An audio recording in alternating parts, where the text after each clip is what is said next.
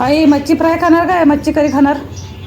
मच्छी फ्राय करणार. बरं बरं थोड्या वेळात बनवतो. हां ठीक आहे. हाय एव्हरीवन, आज मी आमच्या आईसाठी मच्छी फ्राय बनवते. ते मच्छी फ्राय बनवण्यासाठी इथं मी 1 किलो बांगडे मासे घेतले.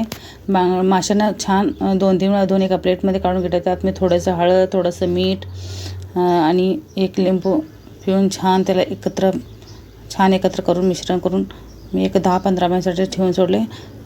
तोपर्यंत मी रव्याचे त्याला जे फ्रायसाठी जे मसाला बनवायचा होता ते इथं मी थोडंसं रवा, हळद, मीठ आणि आमची घरगुती मसाल्याची चटणी ते घेऊन सगळं एकत्र करून घेतलं. एकत्र करून घेतल्यानंतर मी त्यात थोडंसं बेसन पीठ पण ॲड केलं. बेसन पीठमध्ये टेस्ट येतं आणि हे लवकर झटपट होणारं मच्छी फ्राय आहे. आणि बघा हे मी माशांना दोन्हीकडे काप मारून घेतलं, कारण की जे रव्याचं जे मिश्रण आहे ते एकदम दोन्ही बाजूने फ्रायला एकदम तळल्यानंतर जे टेस्ट येतं ते छान येतं आणि मासे कुरकुर होतात. आणि तेल गरम झाल्यानंतर मी माशांना तेलामध्ये तळण्यासाठी घातलं आणि त्याला मंद गॅसवर एक 10-15 मिनिट मी छान असं दोन्ही बाजूने करपूस तळून घेतलं.